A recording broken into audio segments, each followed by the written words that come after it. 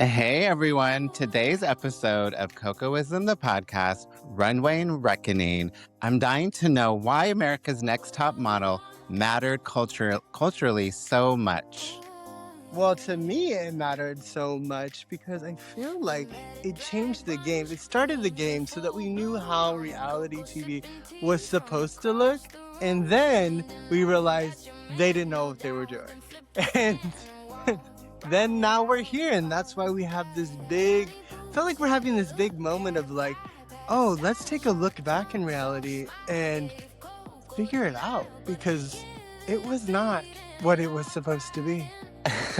Hey, and that's why this conversation is happening today. We're here to understand. Everyone, I'm Boots. And I'm Coco. And I'd love to welcome to the podcast the beautiful Giselle from America's Next Top Model, Cycle 1. Welcome to COCOISM, the podcast. Hey guys, thanks for having me. Whoop, Of whoop. course. Hey, Giselle. Hi. How are you? I'm fantastic, sort of. It's been a crazy week ever since the documentary dropped last Monday. It's just been a wild ride because you have to remember when I did this, it was pre-social media. So now that it's being revisited and we have social media now at such a large scale, I was preparing myself, but I definitely was not prepared enough. Yeah, it's been insane. How does that feel? Like the kind of having to be like forced back into it in a way, like forced back into those feelings, forced back into everyone asking the questions maybe that like you didn't even realize were happening at the moment or at that moment to now because we live our lives through a different lens now. Totally. How does that feel? It's been rough just Yeah. just because, yeah, I am totally forced back into these old feelings. And what makes it really confusing and wild is the fact that, these things are coming up, but they're from so long ago. So when I'm speaking about it, I'm like putting myself back into the 18-year-old girl, but I'm clearly not that anymore. So people are getting very confused with then and now, when as we're all speaking about things, all this get over it, bulls. Are we allowed to curse on here or no cursing? Live. Yes. Yes, you are. Yeah, This is a safe space. yeah, just people are, basically making me feel like what my feelings are invalid. And it's like, get over yourself. It's been a long time. This is bullshit. Now you're trying to use, Tyra again. And she did this for you and, get over it. And I'm just like, well, hold on. The production company and Netflix people approached me. I didn't go seeking out, these people like, oh, let me tell my story. Let me tell my story. It had nothing to do with that. They went to my website. They reached out and I was like, oh, I looked them up. I looked at their previous projects. I was like, oh, they're like legit because sometimes you never know. And I was like, okay, I'll have a conversation with them, So I'm like, they sought me out. I did not seek anybody out. So I am sorry if I'm like having a conversation about it now, but it's only just a reflection of that time. And I can't speak for all the other girls and all the other seasons. Yeah, it got wild. Ours was like barely even going to happen, So I know that we weren't treated as crazy and bad as some other seasons, but for us and for me at the time, I was just 17 years old, like 6 months prior graduating from high school. And all of a sudden I'm in New York with a bunch of other women that are strangers with cameras on me 24/7 and just being like excited about being a model and getting all those opportunities and that being showcased.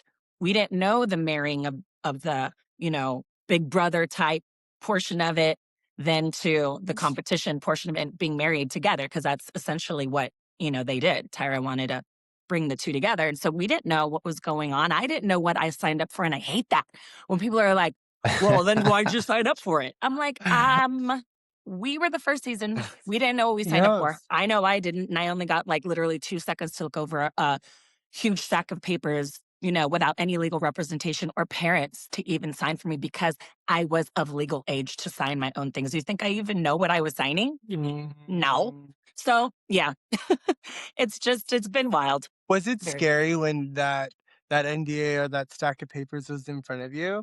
Or Yeah. were you coming from a place of, "Oh my god, I'm excited. This is just an opportunity, and obviously these people have my back." Was it kind of in that space? Right. So, you know, I was already a professional dancer. I had an agent. I was doing some fit modeling. I was in college and I was working at Disney and I was also with a ballet company. So I Mm, already had like a lot of things going for me. So when I got involved with this, I thought because I come from the industry from such a young age, whether it be dance or whatever, acting and all of that, I thought this was going to be the perfect opportunity to catapult my mm, career. Whether I was that's looked at as a model, but then, I was like, well, models could segue into acting and, all the doors start to open up. So I was super excited about it and I got everything really, really fast. I did not join the cast like all the other girls. They picked me off of a headshot at the very last minute. And I came in and I met Tyra and Ken Mock. Michelle Mock was there too. And we literally met that day on New Year's Eve. They asked me to come back to meet the network on New Year's Eve. And then they said, you got it. You're going to New York. And they slammed this, paperwork in front of me. And I'm just like, well, Tyra asked me, how would I behave if I become a star? And I'm like, oh my God, it's all happening. It's all happening for mm, me.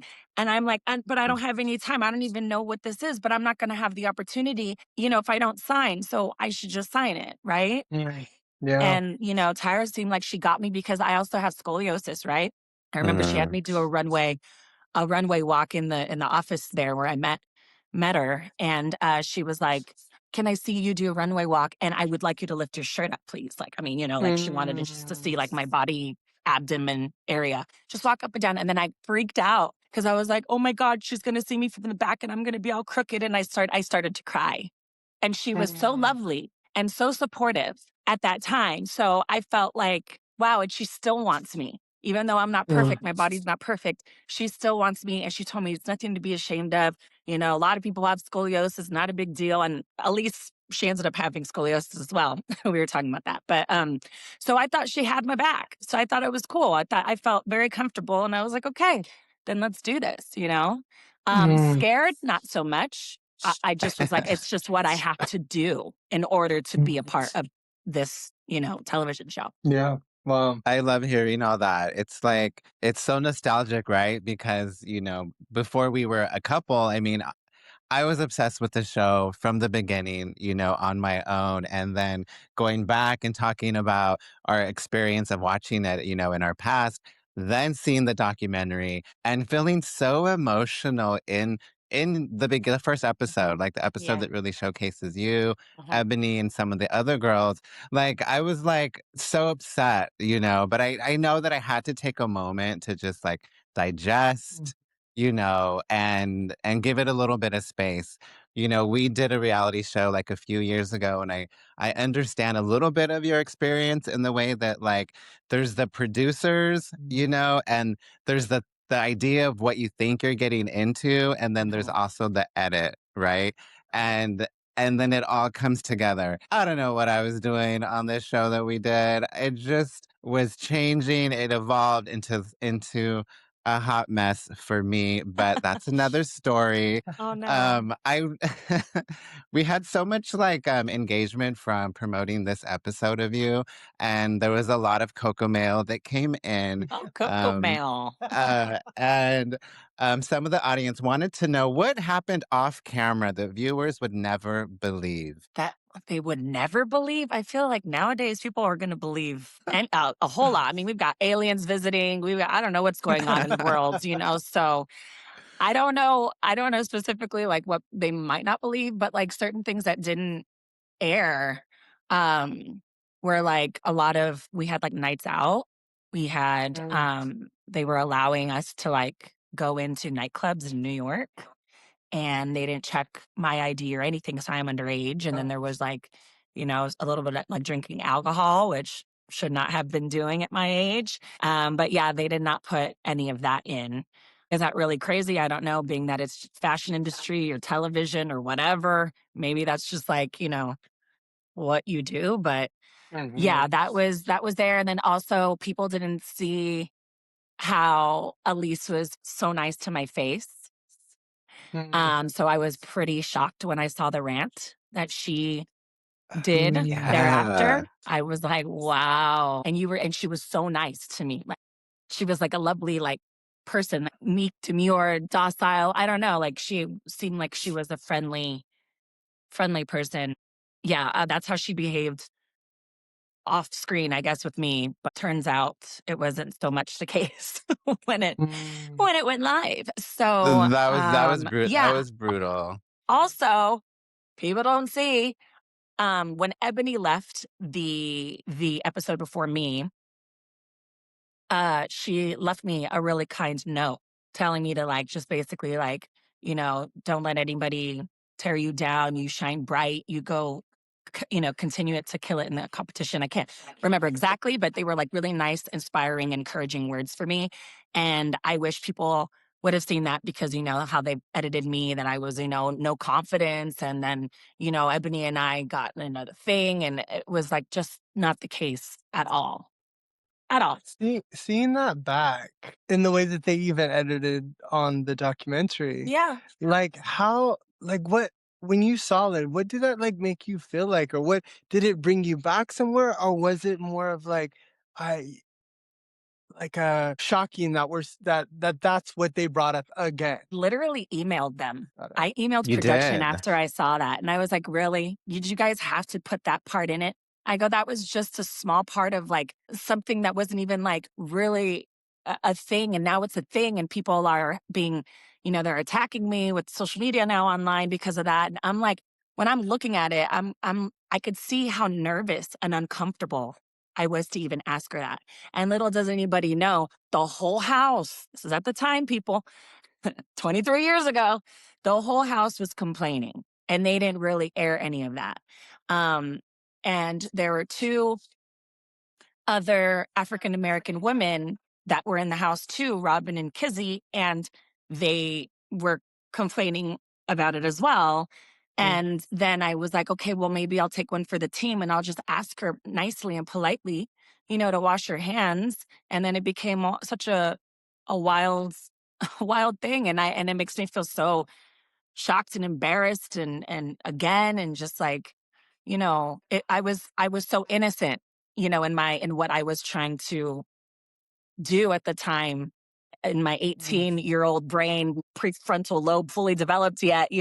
Yeah, it's just been that's been kind of a wild situation. And I broken down crying and been a little bit depressed about it because it's, yeah, been not so nice. Yeah, and I'm so sorry to hear that because it's like so unfair to be judged in 2026 for something that happened then and not Right. knowing the contents and not Right. knowing you and Yeah. everyone that was living in the house.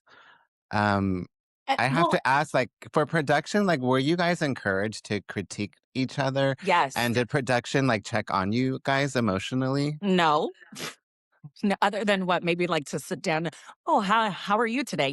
Just like that question, but no. Mm. No emotional checkup or support. Actually, in the beginning, from my point of view, I thought we were all getting along really well. So I Mm. felt like it wasn't dramatic enough for them to build anything off of us. Mm. And so they started producing us, I guess is what, everybody says now. And they're doing their job. And yeah, they would push us to comment and speak on the other girls. And then they would say, and the thing is, I don't know if it's true or not, but then they would tell us like what another girl would say about you. And then you get like, I remember one interview when I was like, wait, who said what now? Wait, what? And I remember going from like all my interviews just being on like, and then I just was like, no, no, no, no, no, no, no, wait a minute. And I got all upset. And then I started, saying whatever I said and talking. And I don't know, I guess all of us Yeah. just were pitted against each other to talk shit, which is what TV is, I guess. But yeah, it definitely pushed us in that direction to, speak on the other galleys. Yeah. And what did have you and Ebony had a talk since then about that? Or has there been any kind of, even like soon after the show, was there any communication at all? Kind of So addressing that right edit? after the show, I did not have I didn't have much communication with any of the girls. I don't know that we really, like, our phones were taken away, so we didn't like exchange phone numbers. Not Mm. not for me anyway, not to my recollection. I don't really think anybody really enjoyed my presence at that time.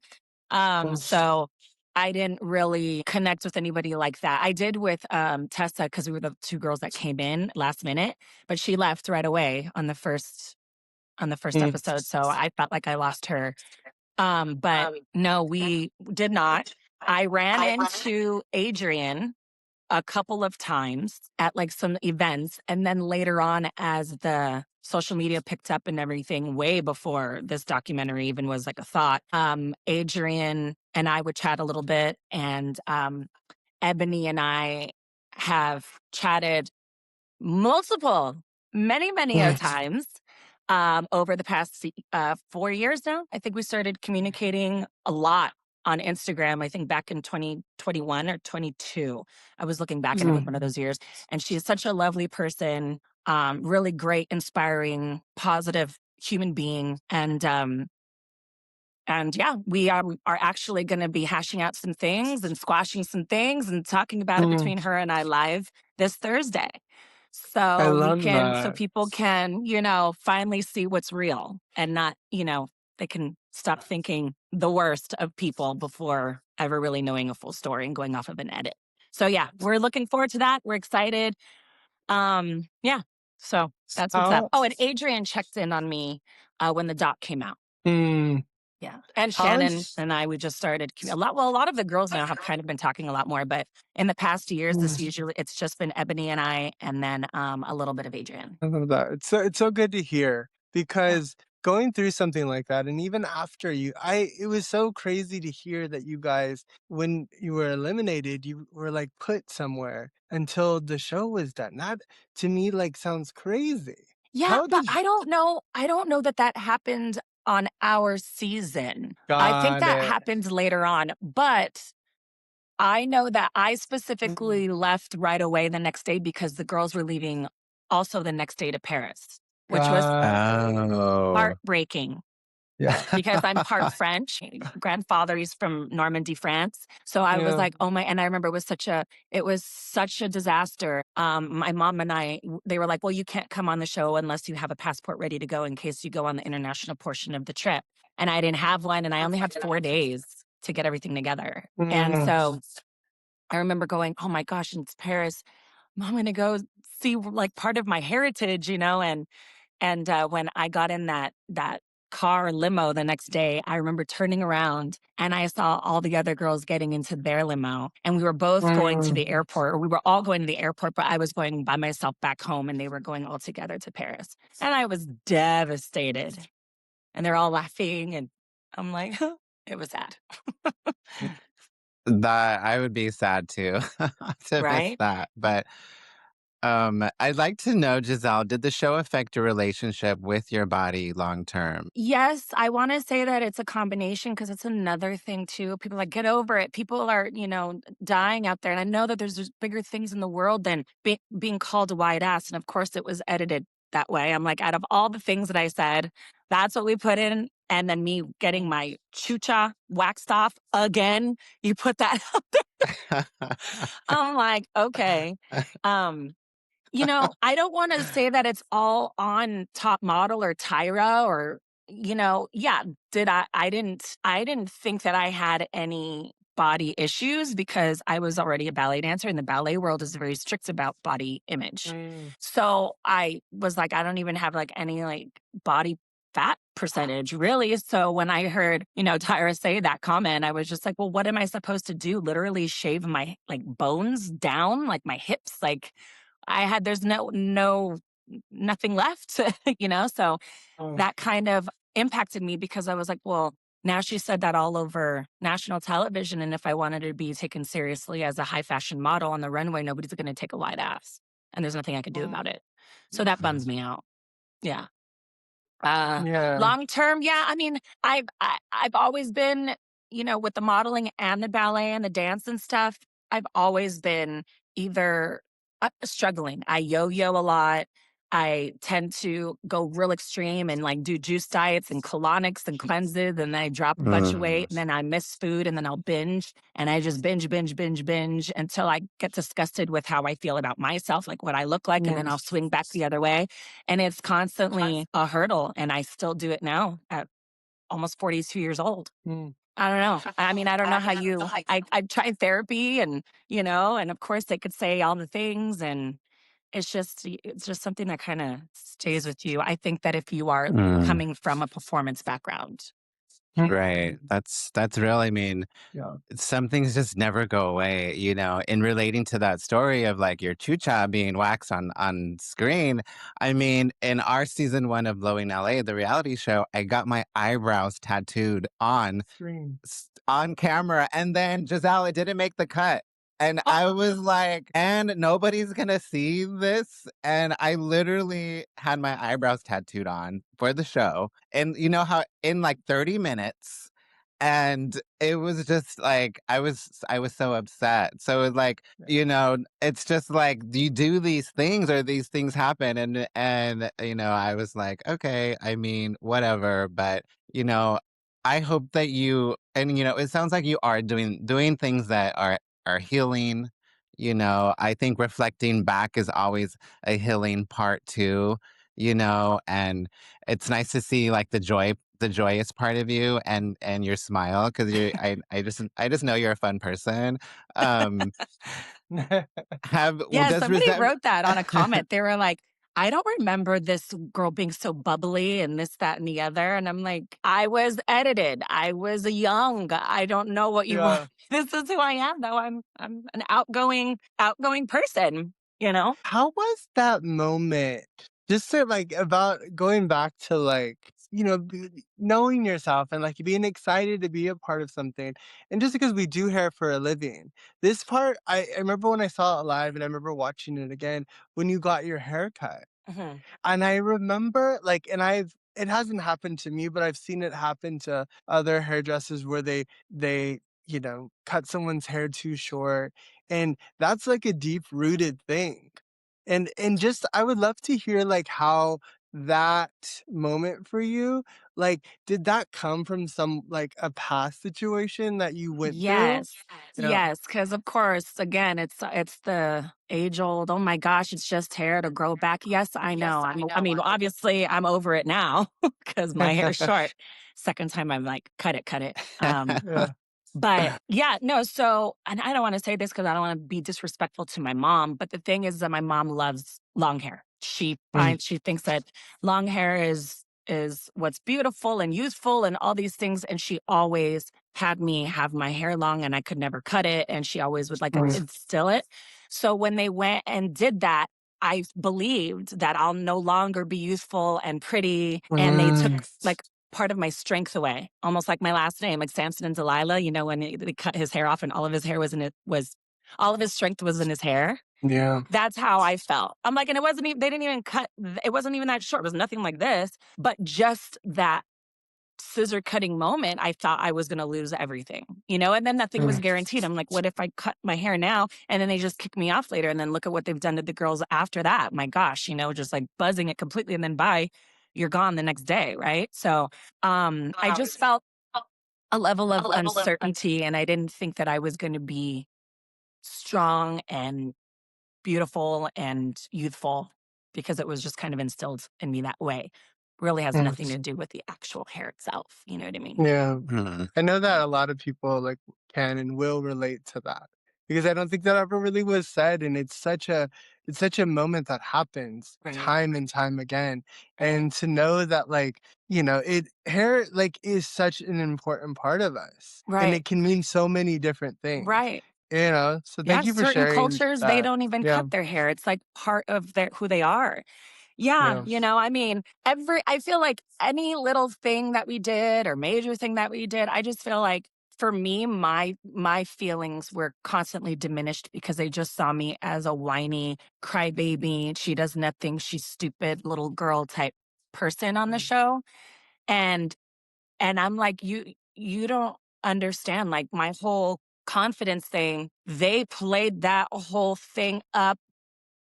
I was really like,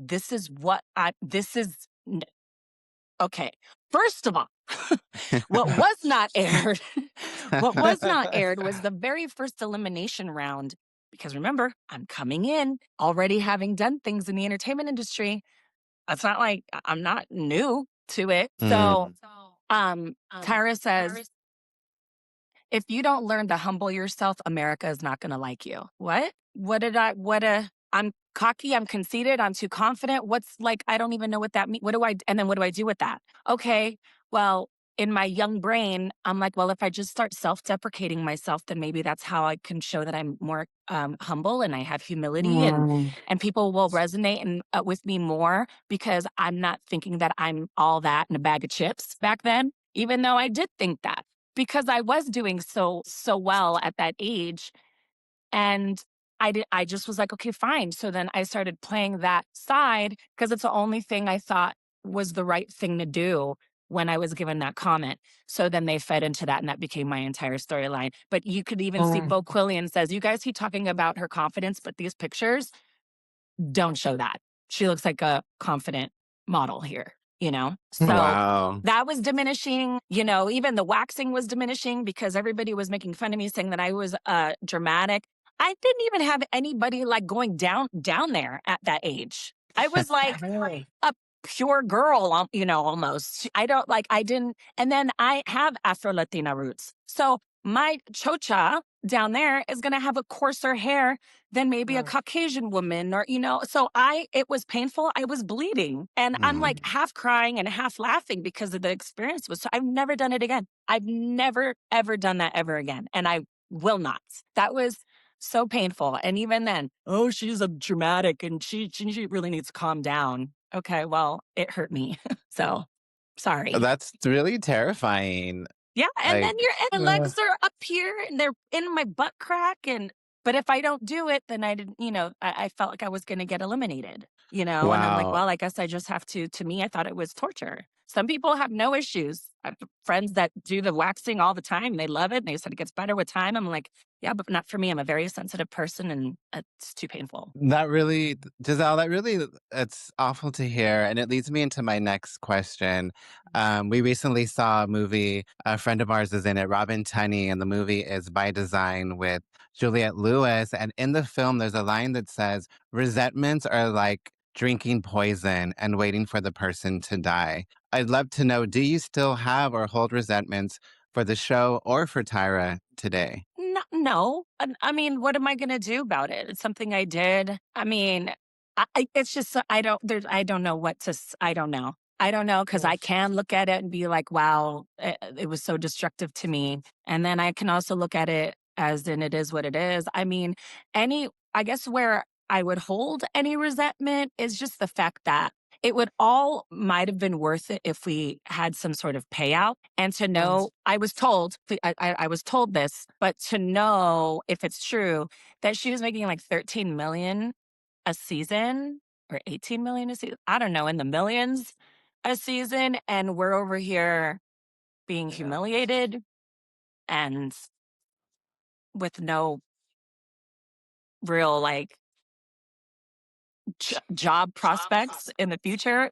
Yeah, it kind of sucks to know. And then like even now too, like, okay, now you guys did the documentary and they're making a shit ton of money. I mean, it's became the #1 show on Netflix. And it's just like, that sucks. Especially like when you make that much money too, don't you just like look back? Like for me, I'm such a giving person that I try to help in any way I can, if I can. And, you know, I will give, you know, my home to you and you could sleep here. I'll give you money if you need it. And it's like, if I made all that money, because I could see why Tyra would be like, okay, sign these contracts, no money for you. You guys get your $150 a week to eat a bagel or whatever it was. It was like a per diem, like $40 a day or $30 a day. I can't remember. But it wasn't for our talents or appearance. It was just to eat, which we hardly ate also. But like I could see where she doesn't know she's gonna make any money, right? It was brand new. Okay, I can get that. But like down the line, when you started making the money, you couldn't turn around and be like, you know what, I'm gonna hook these girls up. Or, you know, you see that reality TV, look at it now. If you are a drunk person getting in a fight with your castmate on a reality show now, you're getting 6 figures in your contracts just to be a reality person. And then you're getting brand deals and you're getting commercials and you're getting opportunities to be on Dancing with the Stars in Chicago and all these things. And it's like, and what about us? And all I can think about is Michael Jackson's, all I want to say is that they don't really care about us. No. I mean, it's fascinating. I mean, it sounds like we're gonna have a little Cocoism tea party because that makes me think of, I'm not here to comfort Tyra.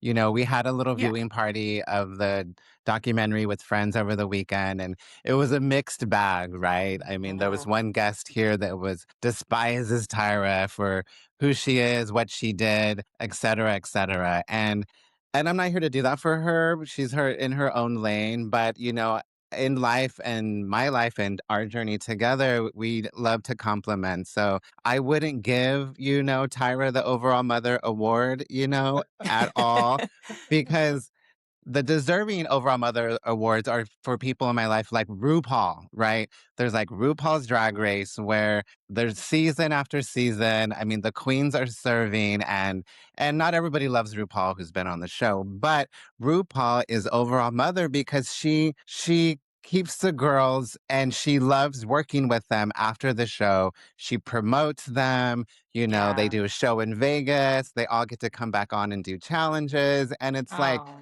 I have so much respect for that, and right. I maybe wish I had seen Tyra do something like that in an interactive way of like really like just like giving you guys your flowers, giving the beautiful ladies who made the show like that moment wherever it could have gone. You know what I find interesting too is Does that that make sense? besides Shannon and Ebony, like everybody that was a part of this documentary, nobody reached out and said hi. It was nice to see you join the doc. How what you think? Nobody, not a Jay Manuel, Nigel. I didn't know he came on after our season, but Miss J, we even saw each other at the shooting, at the filming for this, and we took a picture. Nothing there either, and I just, Tyra can't say anything. She was like MIA.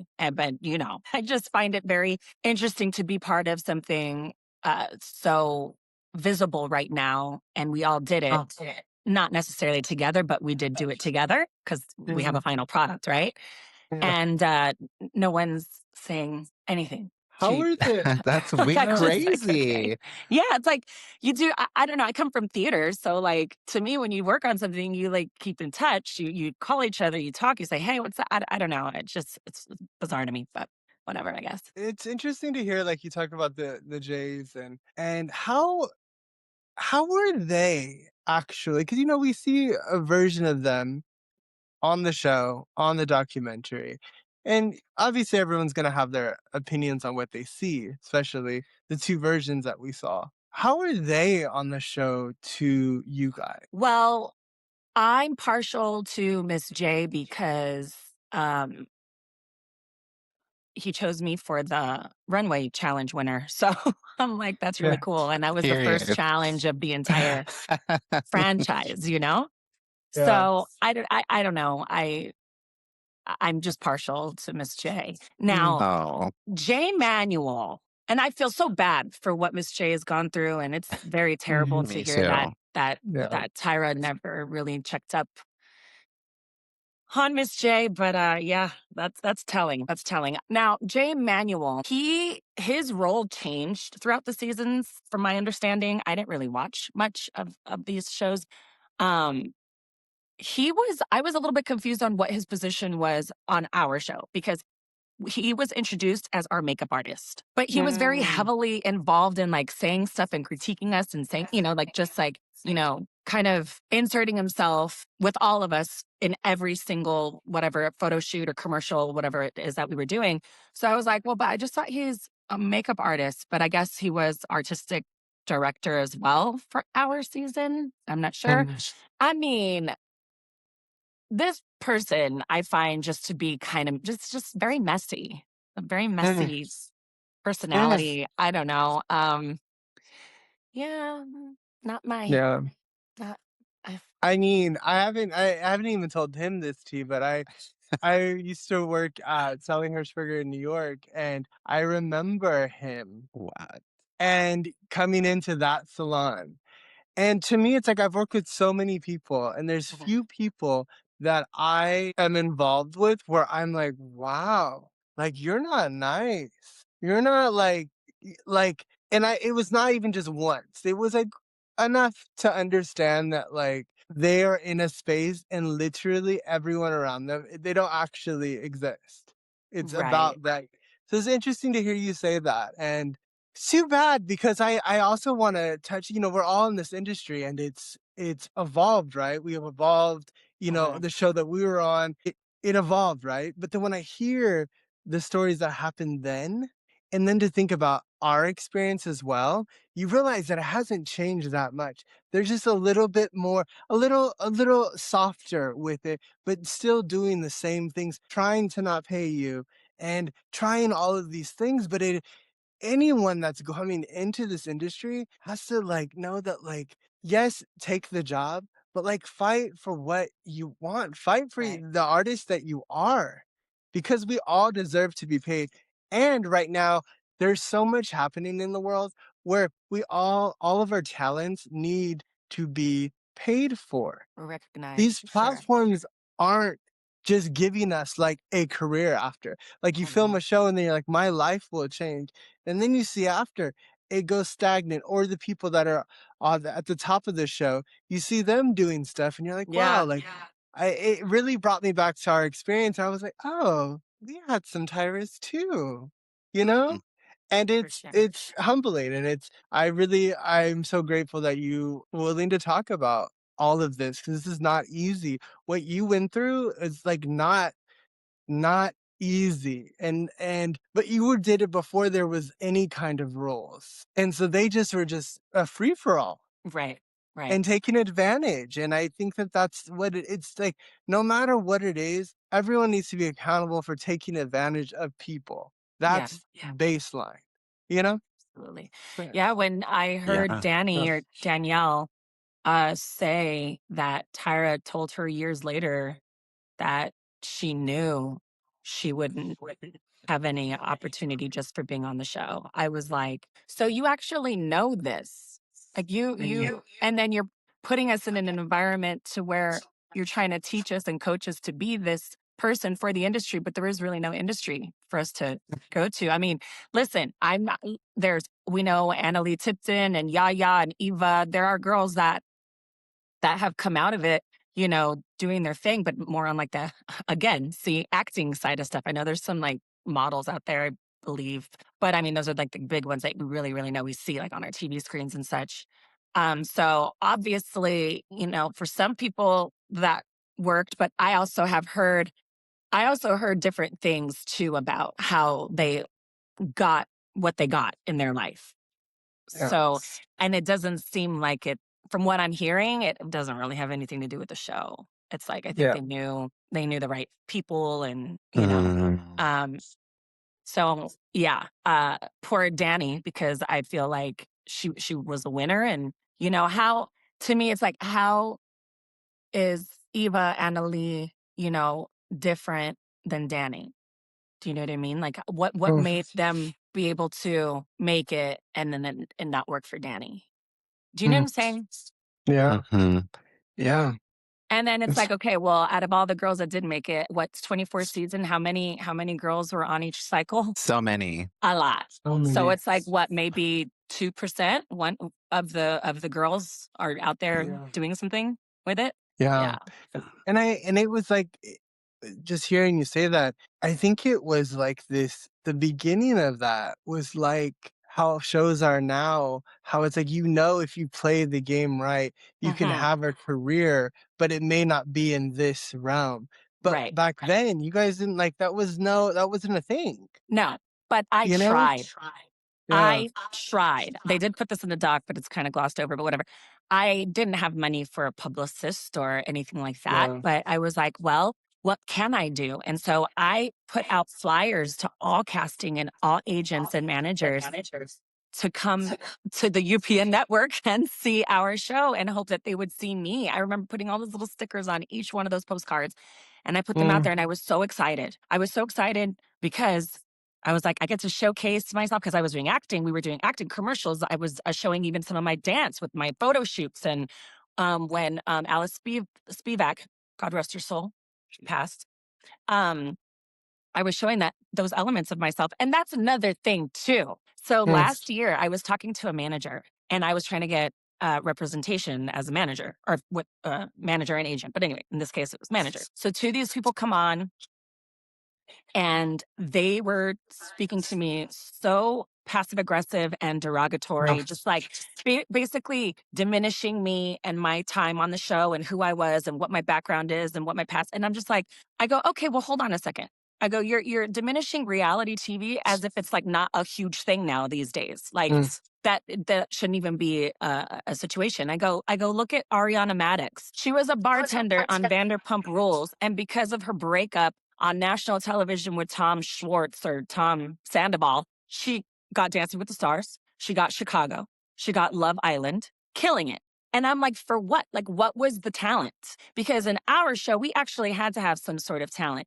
And for me specifically, I was like, but I came in already as a working professional dancer. So they go, whoa, wait a minute. Ariana positioned herself that way on the show. I go, where? She was Sheena's backup dancer that we didn't even know of, like many moons ago. I go, I literally said on national television that I've been doing this since I was a child. So I positioned myself, that I came with that background, and no, nobody cares. And this was last year, you said? Yeah, last year. I mean, I have a manager and agent now, but yeah, I clearly didn't go with them. It was terrible discussion. I was just like, what are you talking about though? Anyway. Those rooms can be so Yeah. I don't think they're meant to make us feel good always. And I think it's really finding our people. And then when you find your people, because there are a lot of them that just want to like keep you small or like not let you shine, in which we should all shine for exactly everybody.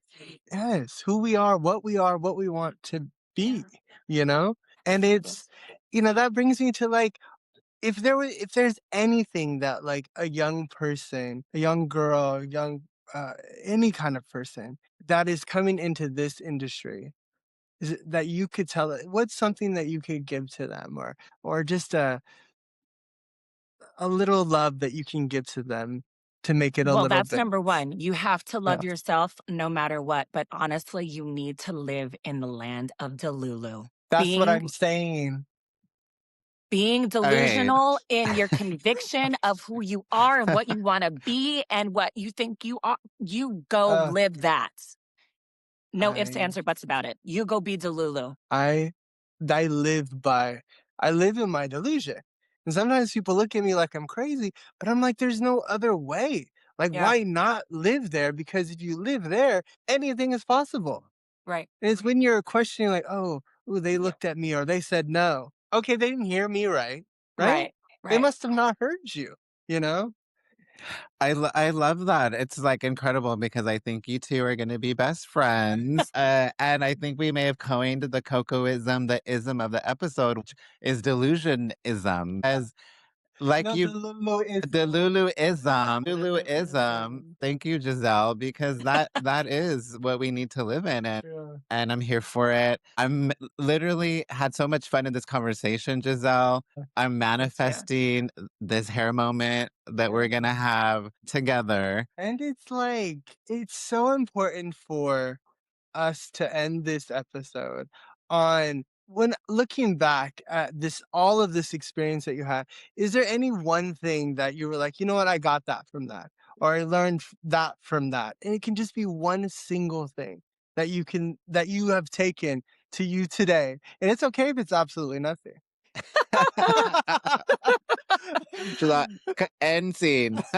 No, honestly, the coolest thing that did happen was my whole Michael Jackson story, though.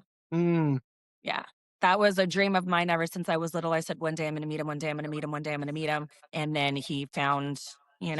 Can you tell us that story? Yeah, we did Stuff Magazine, and he saw the article about how I tried to go to Neverland Ranch with my friend one random day. And of course, we didn't get in. I don't even know what we were thinking. And it was like a 4-hour drive. And so he found my agent. They called me. They thought it was a prank because it was so bizarre. And they were like, I'm going to give you the information they gave me, and you handle it from there because I don't know who these people are. This is very weird, but Michael Jackson is looking for you.